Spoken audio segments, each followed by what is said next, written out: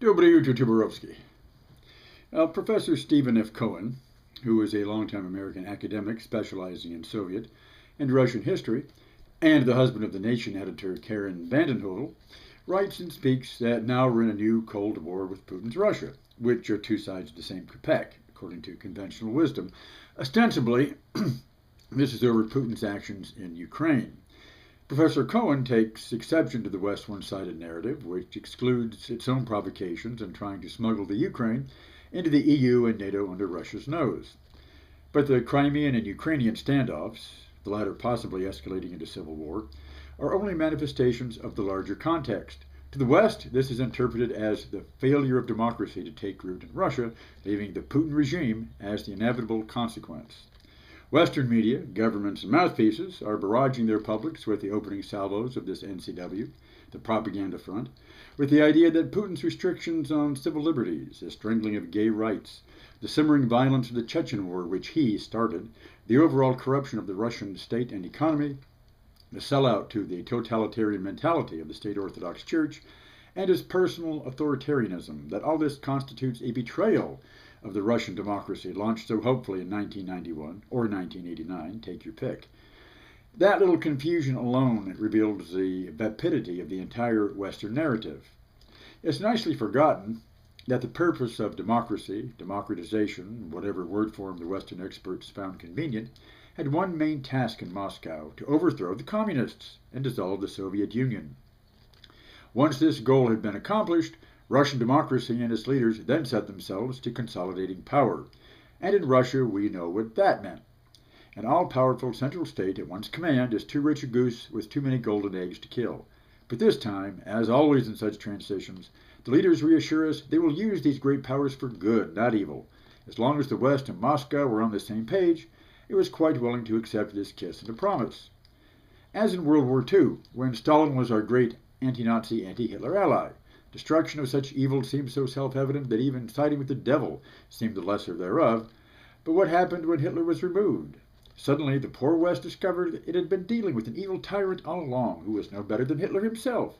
Look at the way he gobbled up Eastern Europe, though there was no other army that could have driven Hitler from the region, and never mind the West's own occupation zone in Western Europe. The leaders of the Bolshevik state, which had been routinely damned before the war, leaders that had proposed collective security before the war, which might have prevented it, but with which the West was too good to deal, these leaders were suddenly discovered to be untrustworthy, throat-cutting pirates whose bloody hands were unworthy of shaking, once Hitler was secretly dead and buried. No, the West must unite and stand up to this Muscovite menace, which just sprung up from nowhere, mind you, to threaten the peace and dignity of humankind. Once again, after 1991, now that the evil another was kicked into the trash bag of history, the poor innocent West found itself duped by the Byzantine wiles of the Kremlin and its mysterious leaders, once again plotting darkly within its cold medieval chambers so impervious to Western enlightenment. Well, as we know, the West wasn't so innocent. It knew what it was doing, and when it was convenient, it didn't care. Firstly, the evil other, now overthrown, was a far cry from Hitler. It was not Stalin, not the rampant Bolshevism of Lenin or Trotsky, the aggressively global communism of Khrushchev, or the growling old dog communism of Brezhnev. It was the reform communism of Gorbachev, which was Menshevism in Bolshevik drag, the communism with the human face of Alexander Dubček in the former Czechoslovakia, or of Eurocommunism. What was overthrown was a kinder, gentler communism that had renounced class struggle on home and abroad, a dragon that no longer wanted to breathe fire and lay waste with tooth and claw, but instead wanted to live in peace, in green pastures of plenty with all God's creatures, and was thus incapable of defending itself on a white knight, always a bully himself underneath, saw an easy target to slay, the retired old dragon with a terrible swift sword. This was the dragon that the West Shining White Knight St. Boris of Moscow took down. Thus riding into power of the old dragon's corpus, he went from white knight on a white horse to golden boy of the Kremlin domes. Everything he did was no different than Putin's subsequent actions, but you'd never know it in the orthodox Western version. Yeltsin handed the Russian economy over to the mafia and the new oligarchs for his own political advantage. He outlawed the old CPSU and created a managed opposition, made himself a czar by enlarging presidential authority beyond any limits of any real Republican state, including sending tanks to blow up an elected parliament, which even Lenin or the Tsar had not dared to do, but which are typical of pro-U.S. banana republic dictators. Then he launched a brutal war of conquest in Chechnya that rumbled the place worse than the U.S. and Iraq. The one thing he did differently was to privatize the Russian state as his personal executive domain, gutting its institutional sovereignty. To do so, he had to relinquish those territories beyond the Russian Federation proper in a standoff for unilateral power, in a trade-off for unilateral power in Moscow. All this was part of what a former U.S. ambassador to Russia called the wrecking ball strategy, which the USSR needed. Remember, this is Gorby's USSR, not your daddy Reagan's evil empire. In fact, as we know, democratization, whatever term you like, was begun under Gorbachev. Yeltsin did nothing to expand it. What democracy Russia has enjoyed since the late 80s has been a legacy of perestroika, not the subsequent decommunization process. It was used as a tool by the so-called Democrats all over the republics of the old USSR to complete its destruction as part of a power grab, but was never conceived of in any real constructive manner. It was not something to be desired or built for its own sake. This is in keeping with Russian traditions, which the West was ready to gloss over to side with opportunist former apparatchiks like Yeltsin, who put the state's resources in their pockets, than with real Democrats like Gorbachev, who wore the old label only on their lapel pin. Gorby was a Kerensky that, this time, was stabbed in the back by his Western friends. And so it goes with the Russian embrace of capitalism and the free market. Conceived in destructive terms, breaking up communism, Russian and Western economists embraced the most destructive wing of capitalist ideology. The neoliberal mania had swept the West in the 1980s, but had been resisted by those unwilling to part entirely with the regulation and social programs of the post-war years that kept the system from completely cannibalizing itself. In Eastern Europe, where a population longed for the shiny consumer goods of the West, which their own industrial system could not afford to produce, socialism was in the way. Knock it over and the Western horn of plenty would spill over the East. And so it did, at a price. Massive unemployment at Eastern deindustrialization, the sister of decommunization, the grafting of the public sector into private pockets by transferring the social wealth built up by its working people into the hands of connected insiders, unregulated trading beyond the wildest wet dreams of Wall Street, building up a class of feudal capitalists living the Ayn Rand dream of unlimited wealth and unlimited unaccountability, for whom the state, its rules, regulations, and laws applied only to the little people far, far below. Under Western advice, so-called reformers, like Gaidar in Moscow or Balcerowicz in Poland, the state was to be a mere servant, to pick up the shitty underwear the real master of the house dropped in the living room at his pleasure. Capitalism in this model was purely destructive, incapable of the constructive role that even Marx could give it. This was the neoliberal shock doctrine, as Naomi Klein has termed it, first perfected in the pro-Western military tyranny of Augusto Pinochet in Chile, the poster boy of Western economic reform from the UK to the EU and for Eastern Europe and the former USSR. But in practice, mind you, the Eastern acceptance of Western neoliberalism produced the same intended consequences we see in the neoliberal West itself. Austerity for the many in order to loot the economy for the few, with the state wringing its hands, but in the end laying abed with the oligarchs, just as in Russia. But, of course, the West is unwilling to strictly enforce its own colonizing economy on itself. It's too politically costly.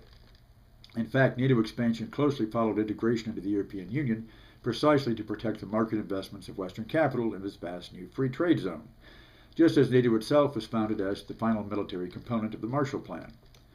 What Putin has done since 2000, and especially in his third term, is to abandon the West's democratic illusions for Russia. Has he done this because he himself is evil? Well, he was appointed by Yeltsin as the White Knight's successor in the Great Castle, so Yeltsin must have looked into his soul and seen someone he liked, like George W. Bush, someone who could be safely trusted to carry out the rebuilding of Great Russia, one and indivisible, the Tsarist legacy which Yeltsin embraced. Putin abandoned these Western illusions precisely because he saw through their double standard. There's no state secret here. He said it so publicly, as I quoted in my earlier video on the Crimea. Associating democracy and its values with the West's real practice is surely enough to damn them both. Is Putin closing Russian society to outside travel and foreign NGOs in Russia?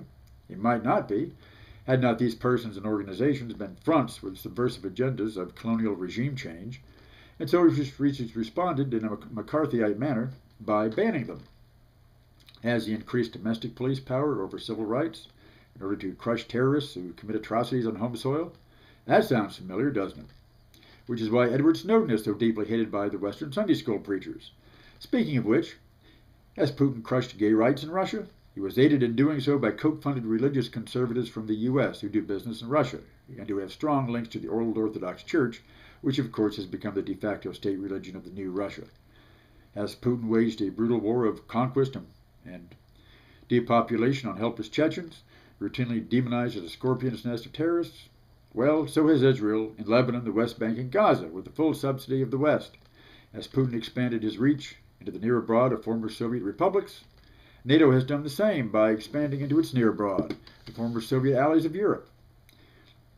As Putin detached disputed territories from marginally sovereign states, as with the Crimea and Ukraine, well, the U.S. did the same thing regarding Kosovo from a debilitated Serbia, didn't it? And as Putin played up domestic fractures in Ukraine, violating its borders to protect its endangered minority with power passing over to armed militias, well, the U.S. did the same in Iraq, establishing a no-fly zone over the north to protect the Kurds, while power on the ground was enjoyed by Peshmerga and arms. If Putin should engage in an all-out military program of regime change throughout his targeted nation, he will but follow the footsteps of that great American leader, again W. Bush, who looked into his soul and read a kindred spirit, just like Boris Yeltsin. So, if and when the West goes to war with Putin, it will be waging war in its own image. Far easier it is to hate the image and break the mirror than transform the reflection of your own behavior by transforming yourself. Thought it was time. Privyet. You're calling collect? Who is it? Mr. Trotsky. Go ahead, it can't be much of a charge from his location. Hello? What's up, Leon? You want to say that this is just proof of your theory of combined and uneven development? Wait, hold on. This is the tube, man. The home of cat videos and puking babies. You can't get hits with anything cerebral. What you mean is that Russia is off on its own corner and suffers a generational lag. It takes 20 to 25 years for Russia to catch up to the West, even as it imitates the most modern Western practice. So that would mean that if the West would put its own house in order and cease its own bloody hypocrisy, Russia might just imitate that too. Well, as Dostoevsky wrote in the conclusion to his masterpiece, The Brothers Karamazov, how novel. But life seldom imitates art because, art's built on dreams, ideals, hopes, stuff like that. Where do you see that kind of thing in Washington or New York or Brussels or Bonn?